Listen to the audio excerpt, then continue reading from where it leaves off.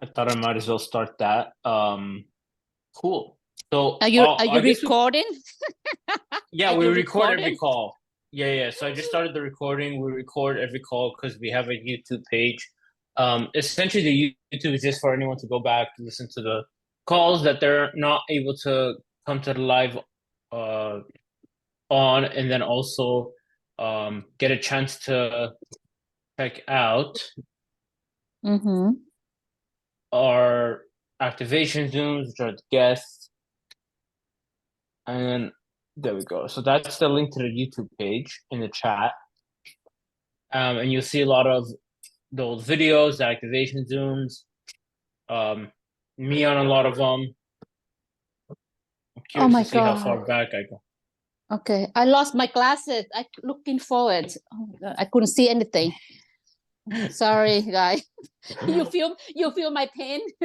We can't see you either. It's okay. Because I'm That's walking funny. around, because I'm walking around and I don't want you to really see me walking around and just looking for my glasses. What the heck's my glasses? I can't That's see. funny. Maybe on It, top of your head. That's the most common place. there was time it is, but not this time. I checked 3 times on my forehead. I did. It's traumatizing now. Now I'm like, what the heck wrong with me? That's so funny. So actually, let me open this up. Before I jump into anything specific, does anyone have any questions regarding underwriting in general or anything specific they have a question about? I can basically go any direction you guys want me to. If not, I can I can run through something else or something specifically. Do you have um, any? I do, yeah, but I don't know yeah, any. go ahead. Go ahead, go first. You want lady No, first? no, ladies first. You go ahead. I tell you this, you have to excuse me. I'm more into residential. With Okay. with the multifamily, I only underwrite by technical learning from Grant Cardone program. I never really follow up all the ways. I also have the Fortune Builder multifamily side.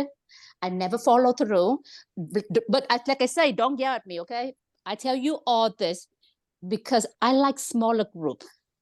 I don't want a big Mm-hmm. group. So Mm-hmm. for me to follow through with people, to learn something by interaction with small like this, smaller is better.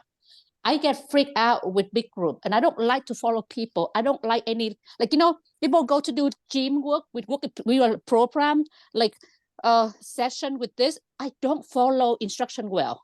I'd rather do interaction things. So that's what my Mm-hmm. story. With that Okay. said, with that said, I would like to really either you pick out example to do or you talk about how your thought process, Okay. how to really pull out a deal. Here the deal, here Okay. people provide to you what your first thing you do, what the next thing, what you do next. Meanwhile, I'm digging my glasses again. No worries. Okay. Thank you. Thank you. Uh, of course. Roberto, you had something you want to say too? Yeah, I was trying to pull it up on one of my practice underwriting that I try to do because I'm not strong in Sure. underwriting, but I try to do maybe 2 a week. Okay. Basically, is there like a rule of thumb? Say, hey, if it's a 70 unit, the maintenance should be 50,000 or 20,000. If it's a 70 unit, the payroll should be approximately this, or admin should be this. Or is it really all 70 units are different, or all 20 units are different? Like, is there So like just to kind of do your quick underwriting type of thing? so here's one thing that kind of we are talking about yesterday, and I've mentioned a few times before. It's with the underwriting, if you're doing something quick, I'm not too worried on that because that's information I should have of what they're currently looking like, what they're currently paying. And those are some things that, unless there's something very different about this property, like they're not representing the number, but like, let me give you an example. If it's a portfolio and instead of splitting the cost appropriately to how much weight each property carries, They just put all of it onto one of the T12s. Well, when you're doing the underwriting, that one is going to hold more weight or carry that expense when the other isn't. But personally, when it's anything like assumptions that have to be made based on like maintenance, repairs, manager is another task or something else like that. All those things are very location specific more than deals like size specific. For example, Gotcha. like our Florida deal, right? We have 2 properties. So for us, we can have one person that tackles both because they're close enough. But on the books, we need to reflect that as well. You know, I could get books T12 and it shows one property has all of the expenses, the other one has none. Well, I can't look at it like that unless I'm underwriting it together. I don't really care because it's just like these are total expenses in and out, right? So in regards to like, is there a rule of thumb? No, because Phoenix is gonna be different than Florida, than Texas, than Ohio, than California. When I hear 7,000 rehab for units, I'm like, what is that, a cabinet? It's Yeah, much different, right? yeah. Okay, no, I get it because some numbers on the expense side especially stick out to me more than others. And then I don't know if that's a sign that, hey, I can correct this if I kind of dive deep into it, or hey, that's just the maintenance cost that it takes to run this property. Like maybe I'm trying to ask like, hey, is there something that should stand out on the expense side? Because not everyone Yeah, runs their actually, property in so the right that's way. a good question. When anything is supposed to stand out, because one thing for me that I really look at, let me see, I'm trying to find an old, is this it? Like Yeah, this can work. this one property I looked at, for example, it's a 80 unit. Their marketing was 38,000 a year. That Okay. seems crazy high to me. Yeah, it could be for sure. Right? Um, Like that's just an example. you know, for sure. And I like that you bring that up because that again goes to kind of like what I was talking about yesterday, that we're talking about a lot is if I have like a broker that knows and like has property management experience, right? He has a Yeah. company. I don't have to worry about the marketing, the leasing, all that stuff because I know, hey, what are you paying over here? What are your numbers here? Cool, let's translate it here. You're in the same vicinity. Okay. Also, what is that marketing for? Just because they have it there doesn't mean it's good or it's working, right? Well, yeah, for sure. Like 38,000, it better be working. The numbers better be higher. To me, that's a lot of money on advertising. For But sure.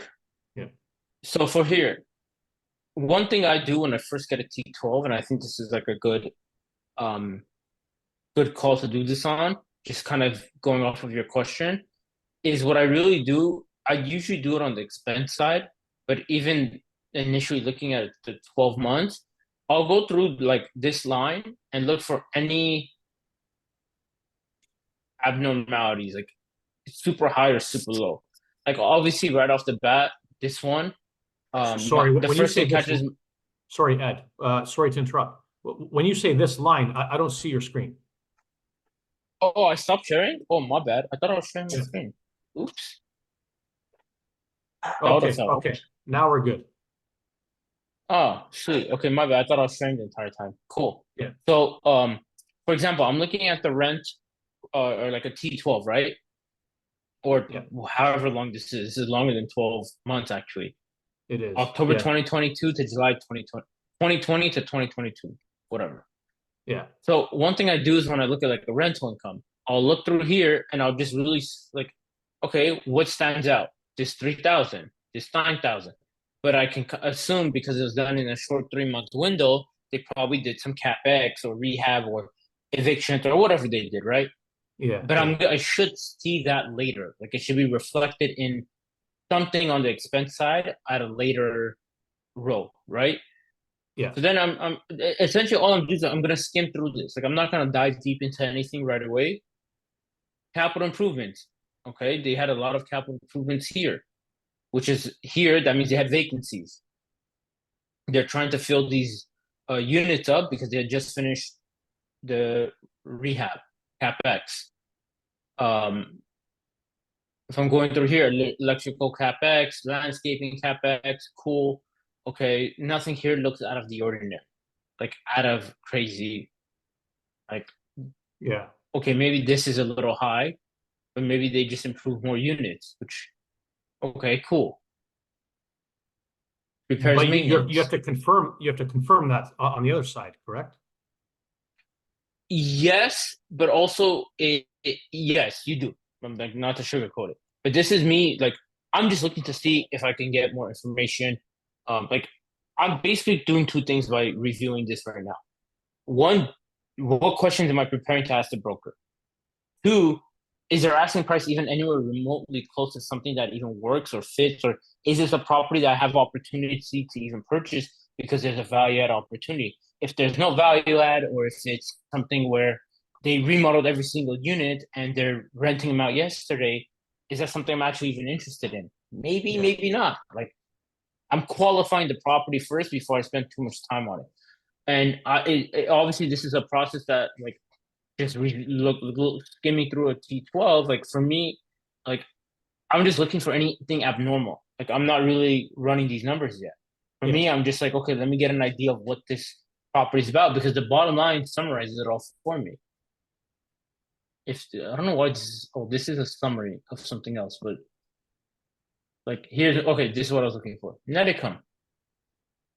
This gives me a general idea of how they where they were and where they are now. And then when I compare this to the rent roll, I can kind of see the direction they're heading in. You know, like I'll be able to paint the somewhat of a picture of what this property looks like based off of the income and then where their expenses are at. Their expenses are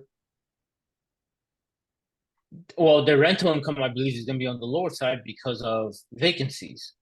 One thing I don't like is that they don't show that here, but that's fine. Like, hey, how many units have been turned? Then I can see that based on this. Cool. Is there any upside left? Like that's the first thing. Like I don't know anything about this property besides what I'm looking at right now with you guys. First question that comes to mind: is there more upside available? Because if they're putting that much money into rent or capex, I don't know. So that's what I look for on the T12. Like, what are your big ticket items that are just like odd? And maybe this may not be the best example because it doesn't have anything that really stands out in a weird way. But there are some that are gonna have that like odd thing that stand out. Like here, you have 72,000, but you don't, and then you have 60,000 and 52. So those are your three highest, but then you never cross the 40 mark again. Yeah. Like you have some random spurts of high cost, So but it's I because there's all noticed the capital I noticed improvements. they're in the winter months, I think. So it's like October, November, November again. It might be heating. But these are capital improvements, not repairs. Sorry, capital improvements. You're So right. so here, like let's look at it like from this perspective. If I let's say they acquire the property in October, they did a bunch of rehab right away, October, Yeah. November, and then they don't do anything again until October.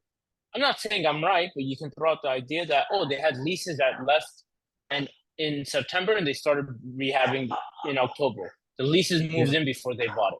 Hypothetically. Yeah. Could be wrong, could be right, but I'm trying to paint a story here, right? Yeah. Cool. What's their reason for leaving? They maximize how much they can um basically like they stabilize the property. Cool. So I know what type of investor it's for. It's for the investor that has 1031 money or has wants to buy something more turnkey and less value add and the hands-on capex. I'm not saying there's not a good deal in that because they could still poorly manage it and put in low rent or not fully maximize the opportunity with a property. Or maybe they have a greatest sum alone. Who knows, right? At the end of the day, this specific deal, it's just that's the scenario. Because like this is very low rent, so I'm gonna ask that like why? Yeah.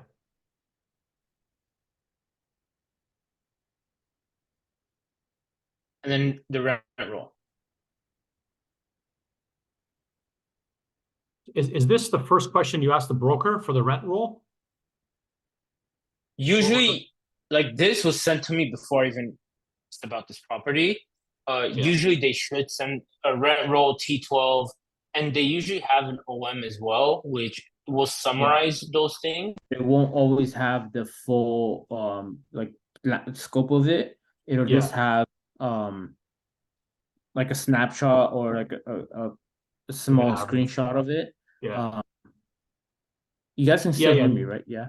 Yeah. The OM, Oh, I see a lot. They attach the OM on the offering. Yeah. Some of them don't add the rent roll all the time. So here's something to keep in mind as well.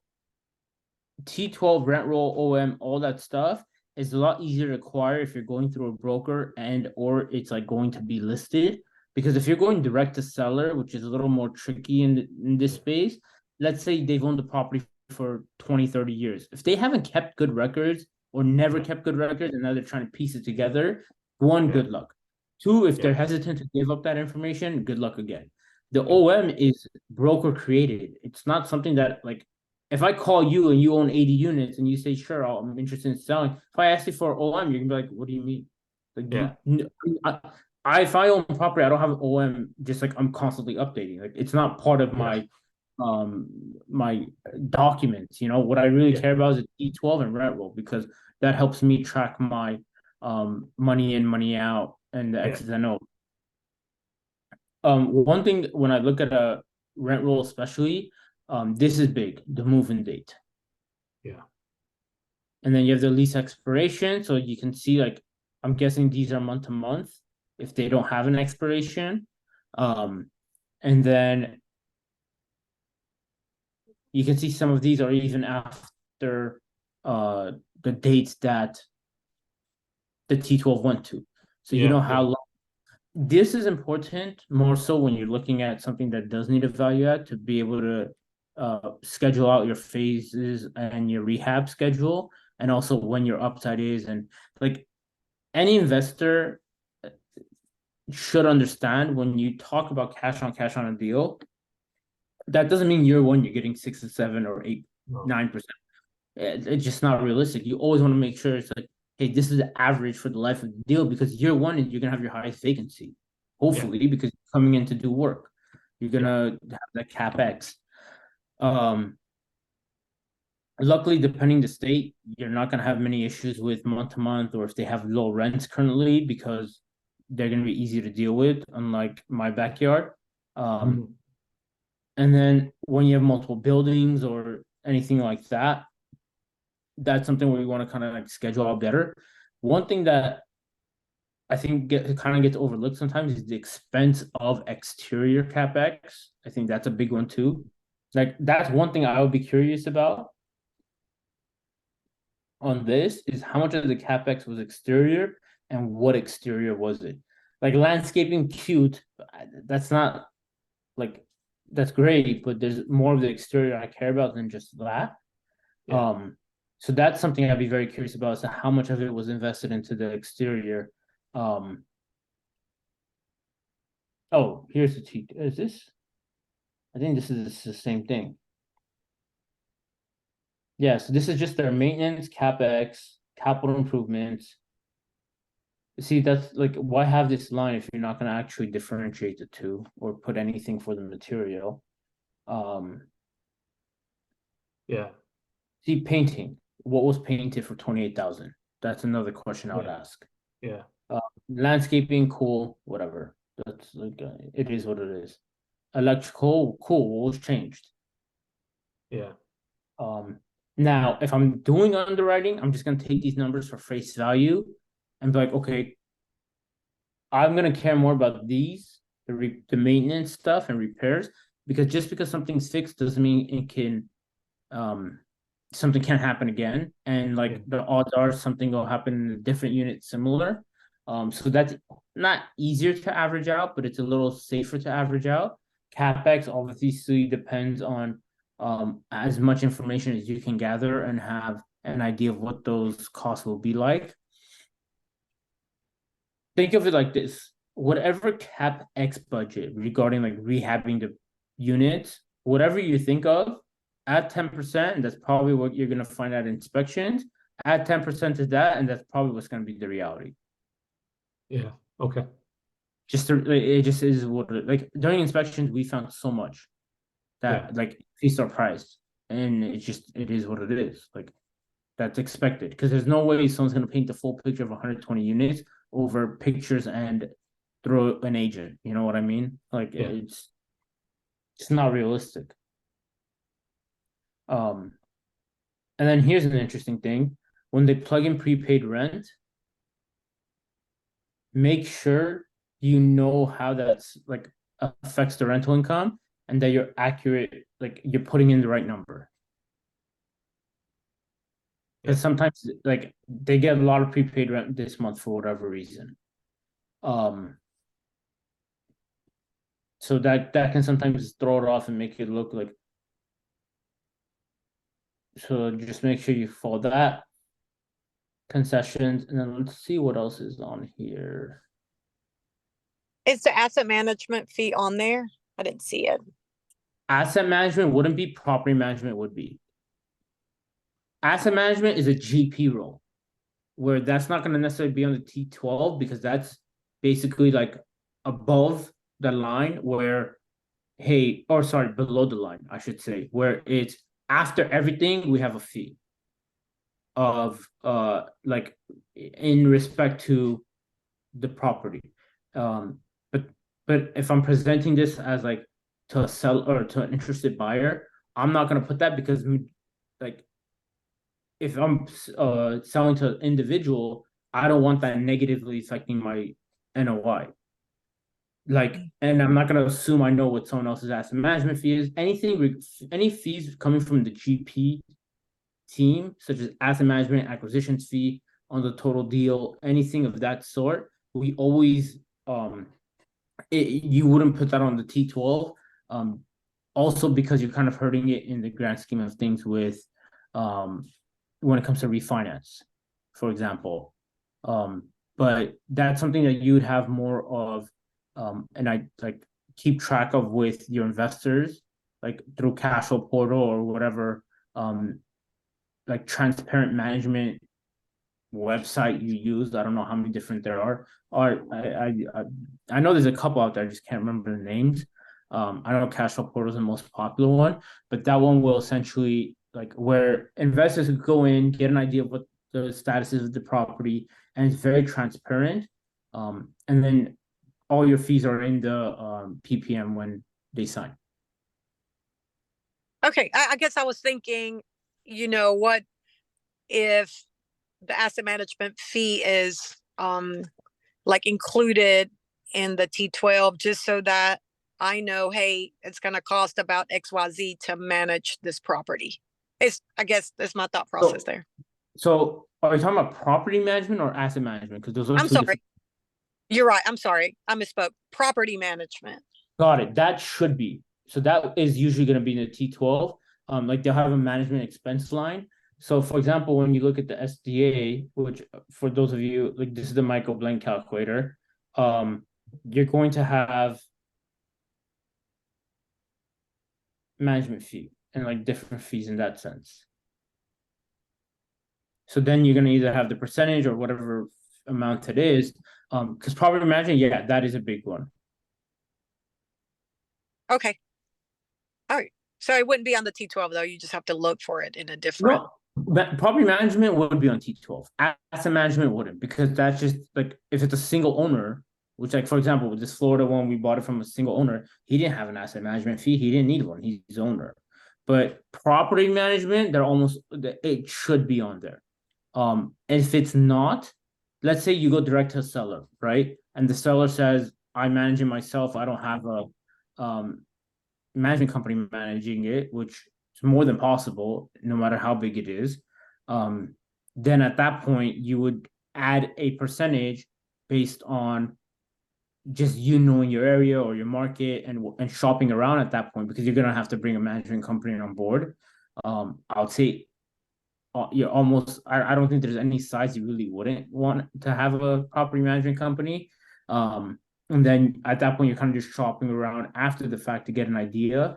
I've seen anywhere from 6 to 10%, really.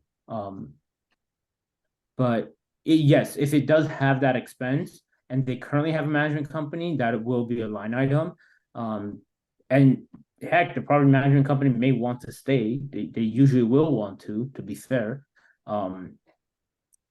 But it's a good way to just shop around at that point and see if they're being competitive, if they're actually good. I think that's a big part about it too. But yeah, you'll definitely see the property management line item. Thank you. Yeah, for sure. But that's one of those ones that's good to shop around too.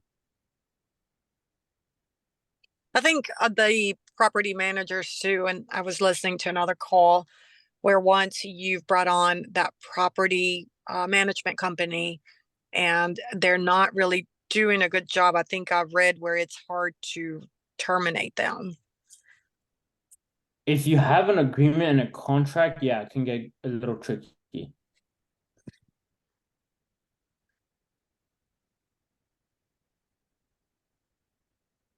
Yeah, so for example, this is like a random budget cash, essentially a P&L kind of thing, expense and income, and then just shows the fee there. Yeah, property management is tricky because you do have a agreement with them, and like any agreement, it's always tricky to get out of. When there's a sale, you may, again, depends on location, you may have a better chance of like, hey, new ownership, we want to do our own thing, or like just changing management. But yeah, I don't luckily have what to, or have ran into that yet. So there's that too. All right. I think this is a better one to show. Oh, what I do? That's fine. So this is a better one to show. So this one goes into more detail. Like this is an income statement like T12 2022 in like March to February, and it goes really into detail, like potential rent minus vacancies minus loss to lease. So this is telling you when the potential rent is the first line, like this is if everything was running 100%. Like this is based on market rent. One thing that's always kind of like the OM or just your general research will show you is you want to make sure that this number already is accurate. Just because it is kind of depending on what comps you're looking at. Vacancies, just self-explanatory, shows your vacancies. Loss to leases, rent that hasn't been maximized, essentially. And then just other additional forms of income. See, here's a question right off the bat. Why is your laundry income so inconsistent? Like even something as small as that, like maybe it's not the first question I asked, but it's something I'm curious about. And then you have a management fee. Why is that low? Well, 1,400 off of 33. I don't do quick math. It seems kind of low off the top of my head. Yeah, that's very low, to be honest. Yeah. And then you have some stuff here. And usually when there is a low management fee, that's just like a straight consistent number like this. Depending on the size of the building, you'll see, especially if an owner's had it for a long period of time, like they're just like, I'll do it myself, you know, like this 120 units, this guy managed himself. And I was like, okay, like, sure, if that's all you want to do, go for it. And so like, hey, this is just a fee to pay myself, just in another way, right? And then you can get into the tax benefits of that later, but maintenance assistance, pretty self-explanatory. Grounds maintenance looks like they don't have anyone full-time. That's another thing, keep in mind, like when you are underwriting and like as you do it more in a specific market or you get more information and research in a market, you're going to get an idea of what your full-time employees are going to look like and how many you need based on the size, location. Like we may have, let's say, one full-time leasing staff person and one full-time maintenance guy, but we have someone part-time where if needed, they're available on call or X number of hours to give a hand. Because if you have a full-time maintenance person, you don't want them just sitting around, but obviously the more work they do, the more that costs because that's maintenance you're doing. So it's kind of like a double-edged sword where you don't want them busy, like too busy, but you don't want them too bored either. But that's something that you get a like better idea of once you like really dive into understanding like or just like market research, and really knowing an area. Because obviously it's different everywhere. And here this one does a good job of like your repairs and maintenance. Painting contract, it seems like one of their biggest costs. Random other repair, like what is that? But other than that, doesn't seem very inconsistent. And you essentially you just have the bottom line here. Here's another thing with this that gets really mixed up sometimes. I don't think they have it here. Just double checking. No. So usually one thing that's really big with the utilities, if they already are doing any form of rubs or bill back or it's separate meters or whatever the case is, it's if they don't get any of the utility bills and you just don't know what that amount is, then putting it on T12, you're not going to know it. But you're still going to have like your general utilities for just the lot itself, essentially, just like functioning utilities. If there's ever a building where you see the additional, like they have some utilities coming in the additional income side, I always want to make sure that it makes sense with whatever their utilities are on their expenses and vice versa. Like if it's in income but not in expenses, or you're kind of like double ending it in a weird way. And I'm just like, that doesn't make sense. So that's where some like you may get some questions too, or you may be able to ask some questions to the brokers on to verify, and like you could see some discrepancies if there is a differentiation, or sometimes if it's even like very inconsistent, or you've had like random jumps, like what happened here. Garbage seems like they just do it every 3 months, so that makes sense. And then sewers every like, kind of like consistent. And then water, you just have like a random, pretty random to be fair, but it is what it is, time of the year and stuff could factor into that. Any question like the T12 in general, or anything specific regarding like obstacles or hurdles when like just doing general underwriting that on the T12, or just different things that you may run into?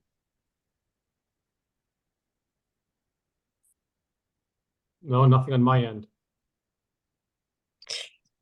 If there's question on that, typically, do you go back to your broker or like Question who do you like on on like T12 or, I know, I guess you would preventing from going back and forth through going direct to the source, I guess is what I'm trying to say. Or do you just ask all these questions to your broker and then they find out and then they come back to you? So if like in Florida, I have when I'm working with my broker, it's just everything will go through him because we're probably reviewing this together anyway. So it's not much different if he's asking, I'm asking. It's as if like I don't feel like there's an agent middleman between me and their agent, because that agent is also like literally on the team and like understand, like is on the same wavelength as I am. If it's like, let's say you're going just directly to the seller's agent, it does get like not annoying, but annoying when you do have like that filter in between, and it's like if they don't know the answer, they have to go ask the seller, see if they know it, and then kind of get back to you. But that's just the nature of it. Sometimes those questions show intention, seriousness, experience to a certain extent. But we always just ask their broker, whoever's representing them, because we're probably going to find it on like with an agent before we are going directly to the seller. Just because that's just easier, to be honest, because we eliminate the hardest or the biggest filter in our search is, are they interested in selling? Well, we already know they have an agent, so that eliminates the hard part. Now it's just about getting the best deal and structuring the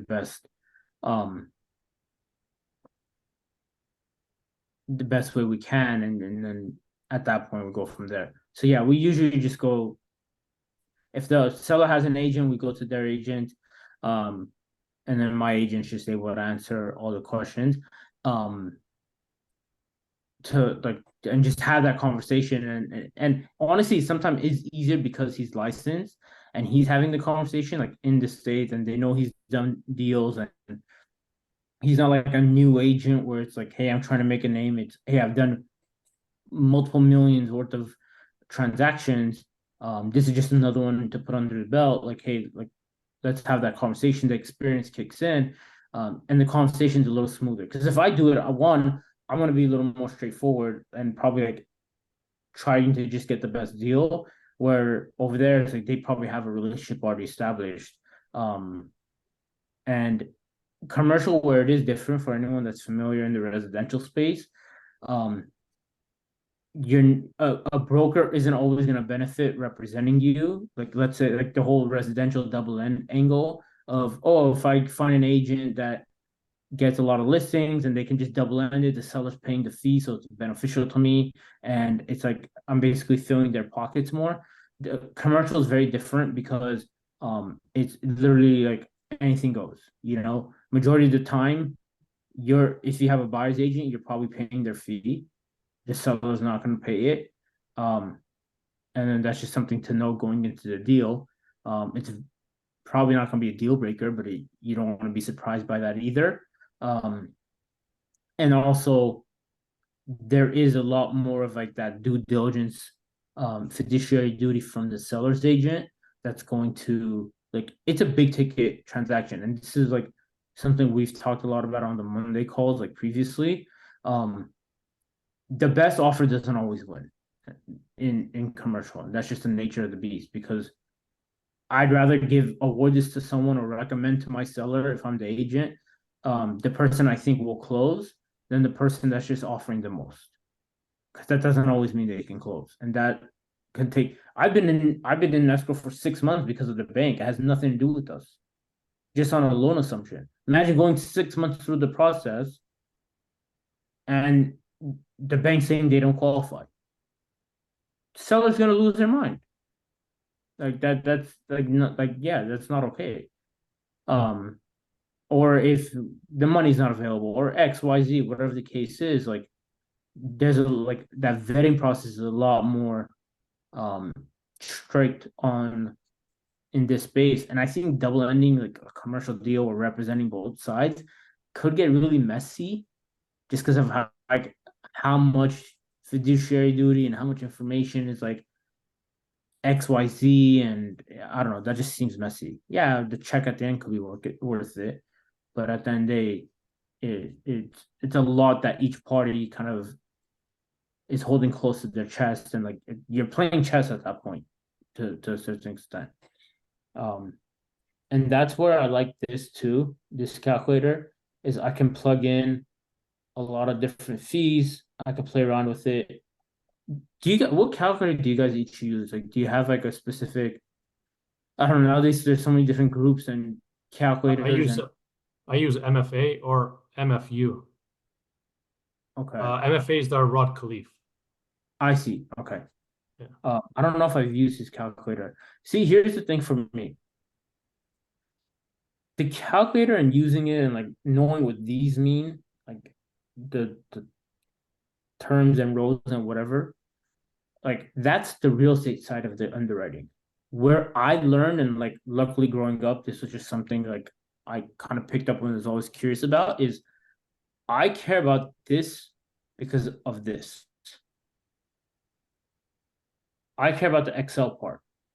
If I know Excel and I just understand what that cell means, regardless if I know what this actual cell, okay, let's say this wasn't purchase price. Let's say it was some word I've never heard in my life before and I don't know what it means. If I understand this, I could find the source to where, like, how I got to this number. So even if I don't know what that term means, I know how to get to that number, and I know what numbers were needed to get there, and I can just figure it out and what the correlation is. I don't have to know what the word means. At the end of the day, these are just numbers. Like, I'm just looking at these numbers. Like, I don't have to know what these mean as long as I understand what the objective is of this cell. Like, if I know this is cash for the members is 107. Maybe I don't know what this means, but I kind of figured it out. Like, hey, this is taken from P&L D51, P&L D51. So just come here. Cool. Total distributions to members. That explained to me more than the last thing did, right? So just understanding the Excel cells and how this works makes underwriting so much easier. Like you can learn any calculator, even if you don't fully know what words they're using or if something's different. Like that's where I think like just knowing Excel has made this such an easy process. Because like this calculator, this one, I can basically start over and recreate if I needed to. Like just because I've used this more than I've used almost any calculator, actually more than any. And I also like added it from the mentorship I was a part of that gave me this. Like I added lines, I changed formulas, I moved things around. I made it more user friendly. Well, user friendly for me. And then when I have an assumable loan, I also have to overwrite the formulas. But if I don't know how to replace it, it's that sucks. Like I've done that before. It wasn't fun. But yeah, I just figured it out. So I think that's really big too. It's like not just underwriting the deal and like trying to figure out the deal. Obviously, that's a goal, but like to like make this process easier with the calculator, it's understand where these came from. You know, I think that's where it's a lot easier. Edward, is this a Michael Blanc one or? Correct. Yeah, the SDA. Yeah, I know a lot of people that use that. They say it's a bit simpler and they really like that Michael Blanc one.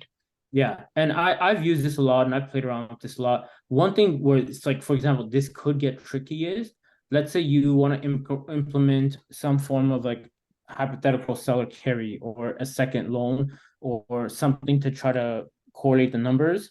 Then you have to add into the second mortgage. You have to make sure that reflects on your P&L properly. Then it reflects in your exit strategy when you have the outstanding loan balance.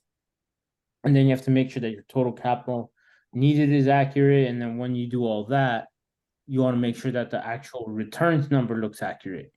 So that's where this can get a little complicated when you're trying to customize it to be a little more on the creative side, or like if you get a supplemental, how are you like reducing that from the places it needs to be?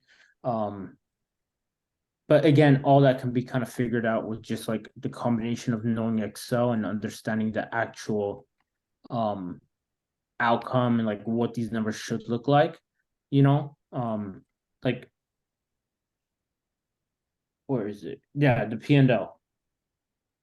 One thing that Michael Blanc also as well, like that's easy to overlook, is when you have the annual rent escalator, what I'm putting in the gross potential rent year one, I may not always know right away because this is based, like, it's going to take verification and also seeing the property in the unit because I don't know, like, there's a lot of factors into that number. So then it's also making sure that you're appropriately transitioning this column, these two rows, the vacancy and the concessions. Because like we were talking about earlier, looking at the T12, your year 1 to 2 should have technically the biggest rental increase in regards to like your just rental well, maybe from 2 to 3, just depends how much rehab you do. Because, and that's where like you're gonna see a lot of that effect here because of your vacancies may be super high year 1 and year 2, but then your concessions loss to lease should be a lot lower, is essentially the idea. And then it kind of stabilizes as you go forward, and you have to be comfortable like overriding some of this, playing around with it, making that jump a little bigger, going across. And then like there's a variable tab where you have the cap rate bump. If you don't know what that is or what that affects and how that impacts your numbers, you'll never change it or never realize that that's even affecting your numbers, and it may throw people off. What this cap rate bump is, essentially, you go to the exit strategy and it changes this number. So my cap rate in my scenario is 6%. That's what I have deemed here as a market cap rate. Doesn't mean it's right or accurate, whatever. It's an example. I have it at 6%. With the 0.15 cap rate bump, I'm implying every year until my expected sale date, my cap rate is going to increase by 0.15 every year. So that's how it gets to 6.75. And that's just another way to make it conservative, or to make it a like, hey, what if you don't factor that in? Because if I change this, so right now it has a sale price at 8.425. If I change this to 6, that's a 9.4. I could be wrong by $1 million if I don't put in that little bit of a buffer. $1 million at 8.4 is a lot when you're talking about returns. Like, it changes the IRR by almost double, which is crazy. So like, that's why you want to put that little bit of a bump there, because we don't know. The bottom line, anyone that says anything, I don't know what the hell's gonna happen. The world could be on fire in 5 years, and real estate sucks. What do I know? Like, people couldn't predict what happened a year ago, 3 years ago, from 2020 to 2021. Like, life happens. We don't know. So I'm not even gonna try to start guessing, and that's just another way to put it. And this is more important when you're talking to an investor, because one question I've gotten asked a lot is, were you conservative? How aggressive are you on your numbers? What are the things that can go wrong, or what are the buffers you've put in place in case XYZ happen? And these are like, stuff like this is where you put that, and knowing where to put that on this calculator makes the numbers seem a little more like you have more confidence in those numbers, because you want to, like, that, like, hey, I've put XYZ buffer in place. Like, for example, if you go to your P&L, you can change any of these numbers. You're not married to any of these. Like, there's nothing special about these formulas that you can't change on a specific deal to say, hey, I'm going to be a little more safe in 5 years, or in year 3, right? Let's say it's 13%. All of a sudden here, maybe it's 15. All right, cool. Change it to 15. Whatever, And then also with this, the expenses, obviously, this is some good key indicators. This is useful too with the splits. It factors in your management fee. If you have a pref, I rarely use that. And then also your exit strategy. It's important to understand. Am I missing a tab here? Where did it go? Oh, returns. And then this is kind of another place to look at it and be like, okay, does this make sense? Like, average annual return, like your cash on cash, like we were talking about earlier, is an average. You're not going to have a year one be what we are more advertising, essentially. So keep that in mind too. And this is just I like this calculator because it's a nice way to like have everything laid out, and you can really, for the people who are heavy into the underwriting, or investors who are more like, hey, I'm a numbers person, I care about that. This is a good way to show it. It's just making sure that these numbers are accurate and understanding like the correlation, the representation, and where that's all being moved from and how it's kind of working out.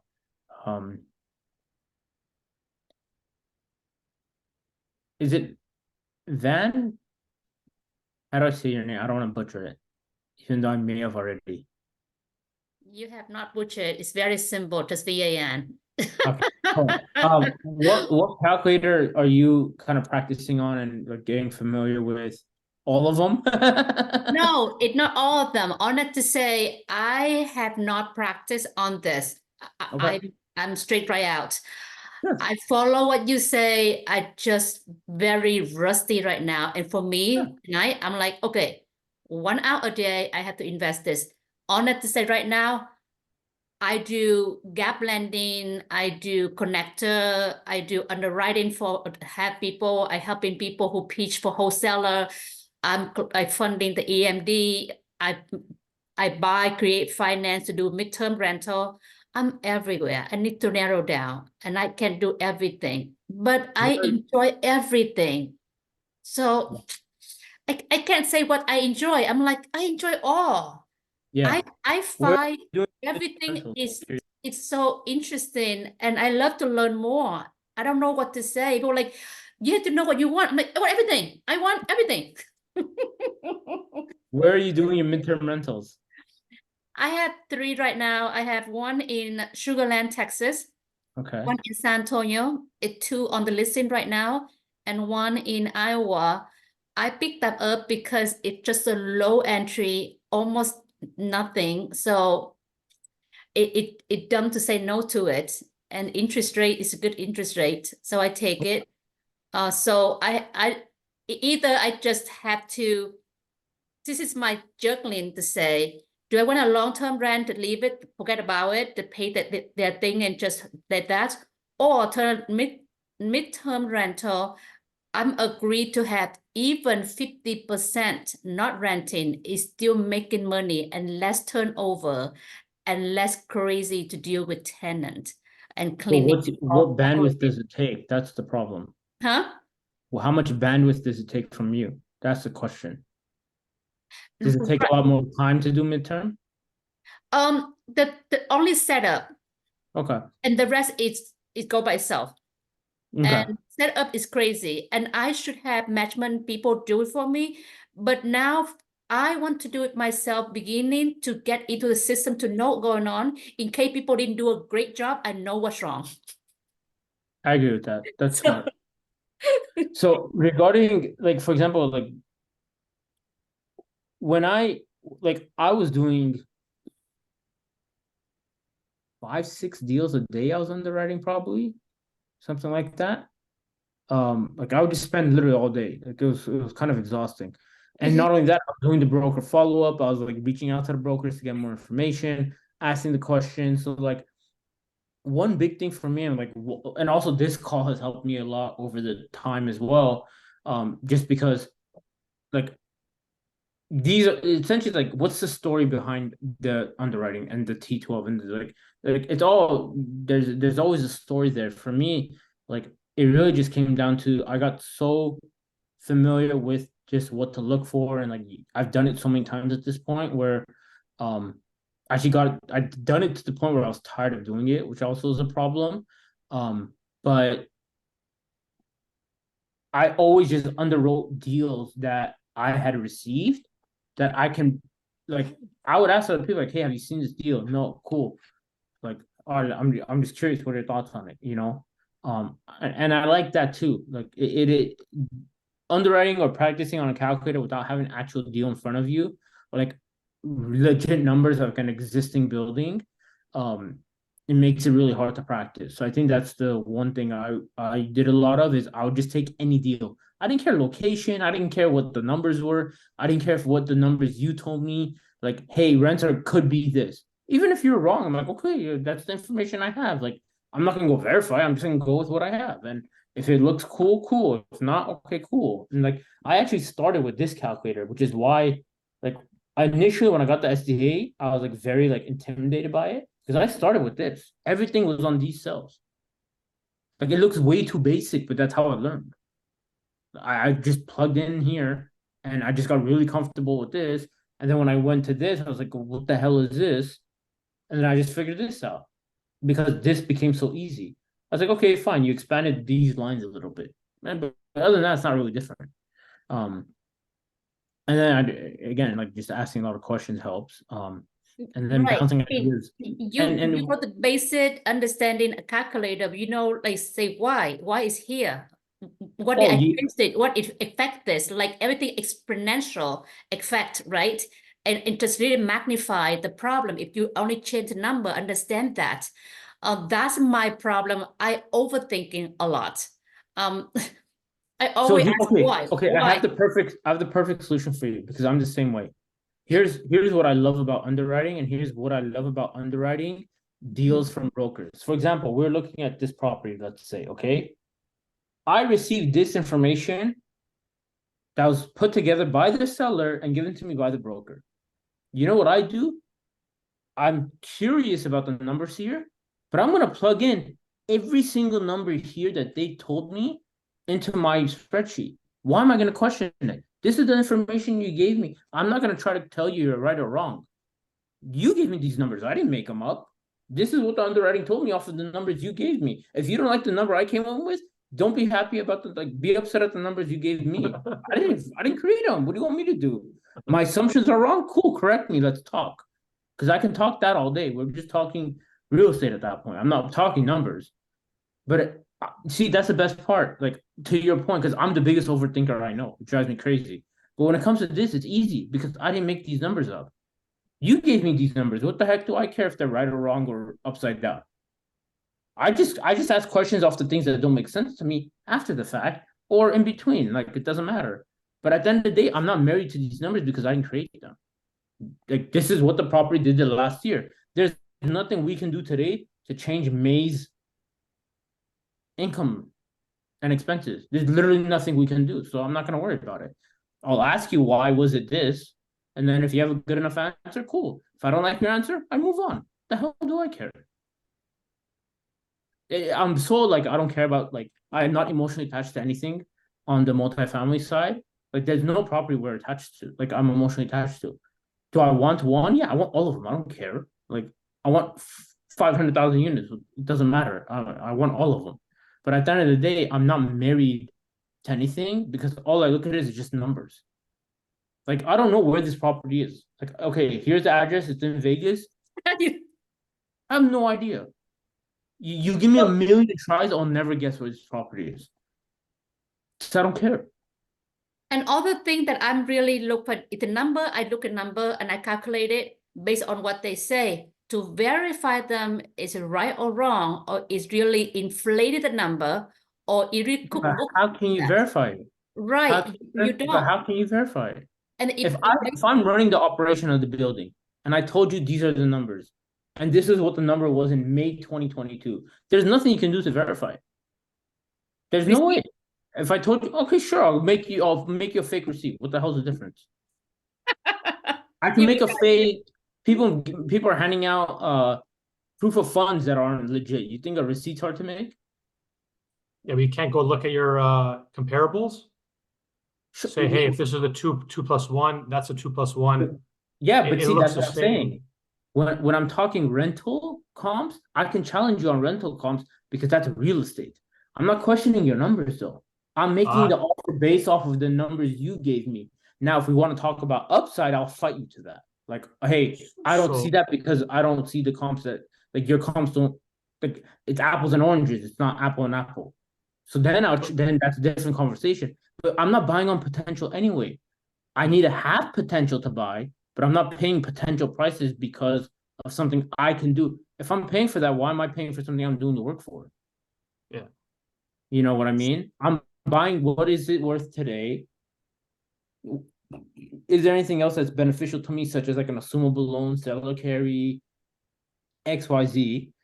And then what's my upside? And is that upside obtainable within a reasonable cost for it to be worth it in 5 years? Because if not, then I have nothing to present to investors.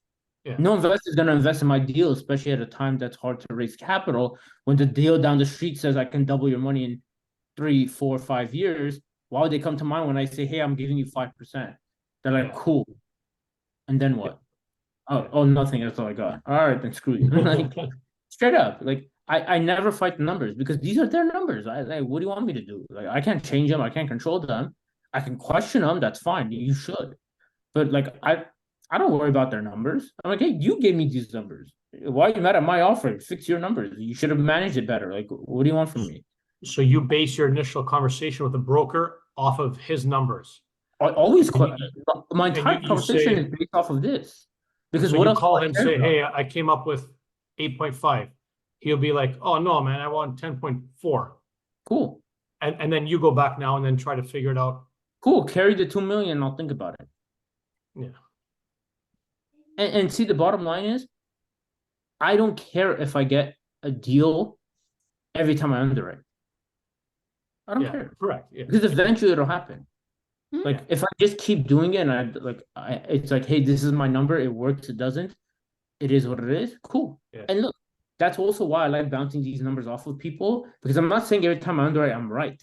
Like, if I'm talking to a broker and they say XYZ and I go through this and I'm like, oh, I may have missed something, or, oh, I put in the wrong number. Like, hey, it happened. Like, we're not perfect. All right, Yeah. cool. Hey, I have a different number, or hey, let me look at this and see what it comes up with. Or maybe there's things on their T12 that they even had wrong. For example, I was reviewing a T12 with someone, and I think they were plugging in numbers, or on the T12 side, they were plugging in numbers, and there was an extra digit in one of the cells. So Oh, it turned it from like 10,000 to 100,000. That's a big damn difference. If you don't yeah, catch that, all your numbers look wrong. I don't care what you do at that point. That's 10 times more than it should Yeah. be. Your numbers just look wrong. There was nothing wrong with anything. You just plugged in the wrong number. Like, okay, cool, it happens. But if you don't talk about it, you're not going to realize that. Like, yeah, there's so many times when I was underwriting that I just going over the deal, I found my own mistakes, and I was like, oops. They didn't even notice it half the time. I was just me talking. I'm like, oh crap. Okay, change that. yeah, You know? And other times they'll point it out, and I'm like, oh sweet, I didn't realize that. And I think one more thing that this space gives you a lot of freedom is how creative and how good you are at creating more opportunity in the property. That's the difference between what you can offer and what I can offer. You may look at a property and say, but I can do XYZ because I know this market. If I don't know the market, or I don't have someone I trust that knows the market, I'm not going to know that. And you're able to offer that a little bit more and be awarded the contract. yeah, The difference isn't that they saw different numbers than I did. If all 5 of us on this call get the same numbers and documents, we're going to be close in our offering. The difference is, what potential do you see and resources do you have that I don't? yeah, And that's always the case. If it takes you longer to raise the capital, it's harder to raise capital, or maybe you don't have as much capital available to raise and you have to be more picky with your deal, you have less of a chance than I do if I have 20 million backing me up and says, go find deals. I don't care. I don't need the best return. I just need volume. Okay, that's easy. It's a blank check. You know what I mean? So I think that's a big component of it too. Yeah, go for it. So Edward, so you focus on certain doors that you focus on, or you just go to any size of doors? I like the more the better. Like right now we're doing 120 in Florida. I prefer something over 50 because the more I realize and the more like I look into the numbers and like looking at a lot of deals, the more income you have available because of more units and rental stuff, the more systems and people are like, there's just more meat on the bone, where there's more room for error. Bottom line, like if things go wrong, there's places I can fill those holes more likely. Because I just have a bigger pie, but also it allows for more systems in place, and it's a lot more appealing to an investor to say, hey, I have 100K invested in 120 units and I have 100K invested in 20 units. There's that psychological, and also if I want to get to 1,000 units, I'm not going to get there by doing 20 unit deals. That's going to take way too long. And sanity. If my escrow takes 6 months, it better be damn worth it. That's a big part too. Like if I did this for 10 units, I'd lose my mind. yeah, And then also there is the thing where it also depends who you know. Like we, through this deal, found someone who wanted 1031 $3 million. Well, there's a lot of deals that cost $3 million and that wouldn't have worked.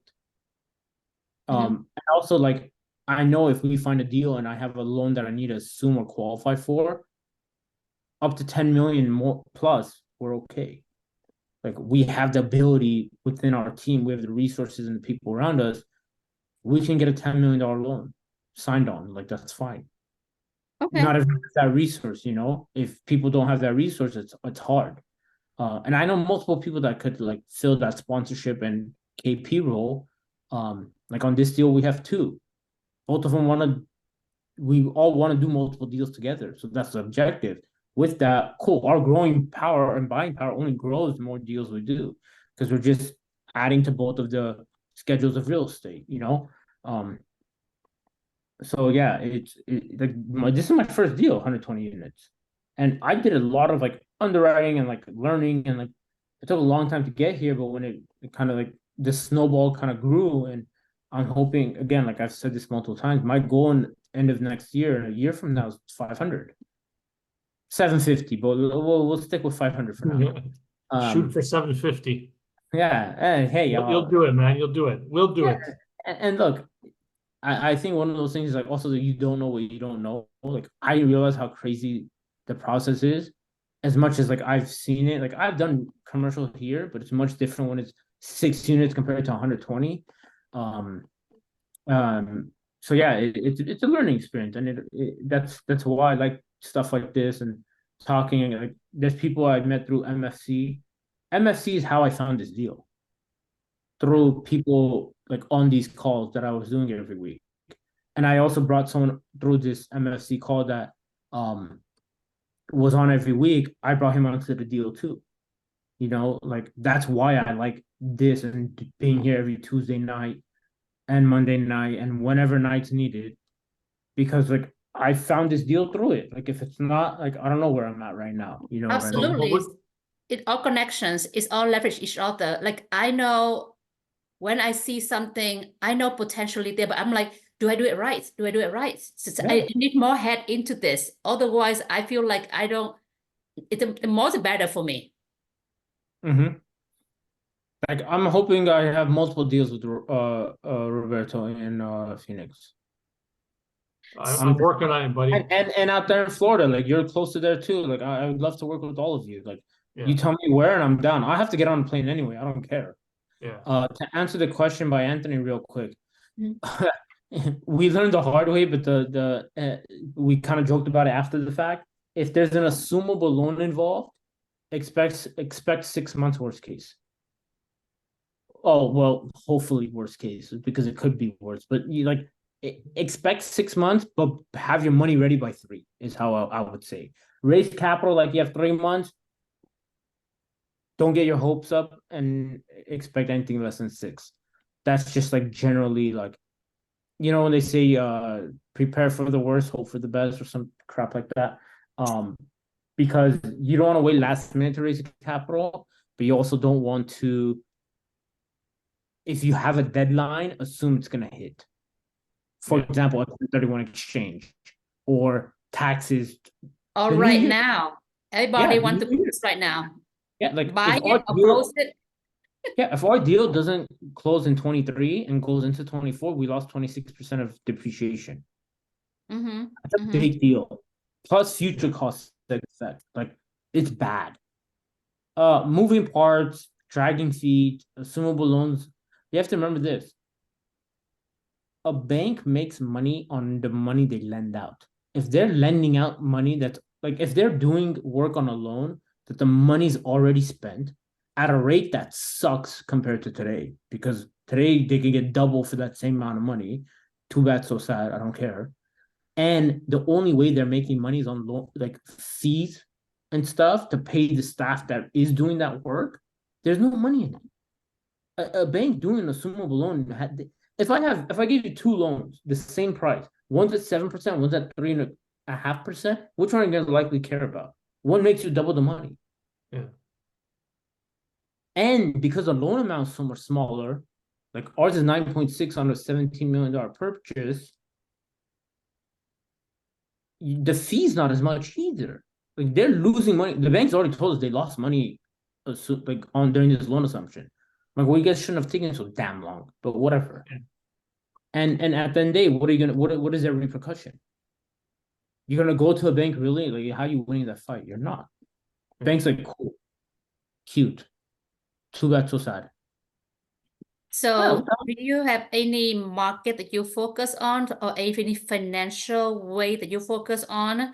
Because right now, I want to say I go anywhere that's dense, that easy to rent. I don't care, but I care the most is like create the finance. Yeah. Because I want to cut out the bank. For sure. And I want to do owner finance, owner carry, suitable loan. Yeah, and we have everything. We had seller reinvestment in this Florida deal too, and we had an interesting way of setting that up, where we like. I love that. I'm in sub. Am I wearing it? Oh yeah, I'm wearing a sub 2 hat. Oh, here you go. Yes. So yeah, so like I'm in sub 2. Like I get that. I understand exactly where you're coming from. And like for me, when it comes to like what I'm looking to buy, I'm always first gonna say Florida, just because like we built, like I have one. I'm not gonna like, the base is being built there, but based on proximity, I'm open to Georgia. Based on my proximity, I'd love to do Phoenix and Vegas. I would like Texas, but I just feel like everyone says Texas, so I'm kind of like shied away from that. And I have nothing wrong against Texas. I've been to Dallas and I've been to Houston multiple times. I like it. I love it there. I'm You should very love down. Tennessee too. Tennessee is wonderful. Arkansas, Yeah. wonderful. Does it really depend on it? Even Missouri. I mean, I don't care where it is. As long as money flow, I don't care. It doesn't matter. So here's the thing. You could be too broad too. It's Right. be open to People everything, but be specific to a couple things. Like when I say I'm open to everything, I'm not looking in Phoenix and Vegas. It's Roberto find something in Phoenix, let's do it. I'm game. I can be there tonight if I needed to. I can be there tomorrow morning if I needed to. I've done day trips to Phoenix and back, and literally I flew there, worked, flew back, and that was my day. Yeah. Because I have the ability to do that. Now, am I actively looking there? No, because my focus is in Florida right now. But am I opposed to Phoenix, Vegas, Georgia? Because one of our guys is in Georgia, and it's not far from some of our guys, like Atlanta area. No, I'm not. I'm not. Like I'm the same as you. I don't care. I'm down. If it makes sense and I can tolerate the weather when I have to be there, that's fine. Like I'd love to invest in my backyard, but it's not realistic. I'm in Los Angeles. I'd love to do New York because I'd love visiting New York, but that's also not realistic because it's very similar to California, So well, New York right now, I live in New York for 20 years myself. So I know the city. I moved out there 15 years ago. I'm in Houston right now, so I'm kind of gypsy. I move everywhere. I go everywhere. I love excited with the Houston. new city. I'm excited. I don't know. Everything new, I'm excited. I get Yeah. old, okay, move. That's me. So I don't mind where to go. Like I mean, I don't put my name on here like this, but I'm data, I'm TC, I'm investor, I'm a pharmacist, I'm travel, I'm travel by passions. I do life coaching, I do everything. So for me, it's just to know people, to work with people, to build things together. That's excite me. For sure. Well, my phone number is in my name. I don't know if you can see it, but shoot Yes, me a I text. write down. I write Yeah, down. I love to connect and like I said, like obviously, what's funny is the first time I went to Florida, and it wasn't even Miami, which is very painful, is was this Florida deal. When I went for the inspections. It's the first time I ever set foot in Florida. I'd never been there before. Wow. And my friends are like, "You didn't go to Miami. It doesn't count." I'm like, yeah, it does. I agree. You went to make money, not spend. Yeah, true. Make the money there and spend it south. Yeah, because Miami, you're not making much. That's You true. just spend. That's very true. Yeah, I mean, Florida is all around there. I first invest in Florida back in 2006, right before the crash. I came up very high. It dropped down very low. That's why I just walked away from it. For last 15 years, I pretty much in healthcare because of that. I chose healthcare for fun, but then where that went down, I totally moved 180 degree to healthcare. But I miss this. I miss entrepreneur. I need people. I want relationship like this. I don't have to clock in and clock out. I don't like that. I like to do all my own thing. So I don't follow rule well. So that's another thing. Like I like personally, like I can underwrite at midnight and no one's gonna bother me. Yeah. Like what the heck does it matter? Like I can do it whenever I want, and next morning I'm up, right? So you guys have kept me on long both days, and I actually like it and enjoyed it a lot. Unfortunately, I do have to leave. But we'll definitely see you guys all. I really enjoy talking to you guys. Thank you for the questions and activity. Shoot me a text if you guys have anything. I'd love to connect with you guys. Obviously, you know that.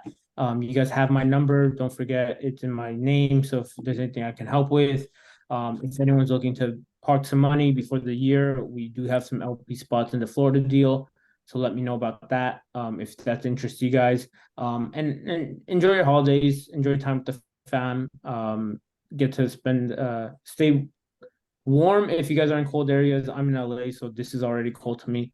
Whatever it is. So, yeah, that's it from me. Take care. Enjoy your night. Awesome. Thank you Merry so much, Christmas, guys. everybody. And I will contact you, Roberto and Edward. I don't know who else have phone number there, but I don't have mine on here, and I don't know how to do savvy like you do. So, oh well. You know what? How It's about all this? good. Let me drop in here in case someone else want to have my. Let me share right now before you turn off. Where do I? Here you go. Let me chat really quick. Show chat review, just to say in case people want to really get connect to each other. How do I the heck? I'm tech challenged, so please deal with me for this.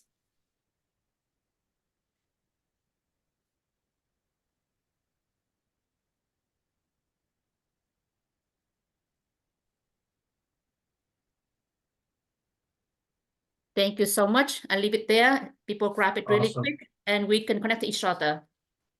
Yeah, you can save the chat Yeah. too if that helps. Yeah, How? awesome. Take a picture with your phone. Yeah, there's that. That's what I So- did. Oh, here you go. 3 dots right there. In 3 dots, Yeah, save there you chat. go. Okay, I got it. Thank you, dear. All right. Cool. Have a good Thanks, night. guys. Bye, guys. Thank you so Good night. much. Bye. Bye.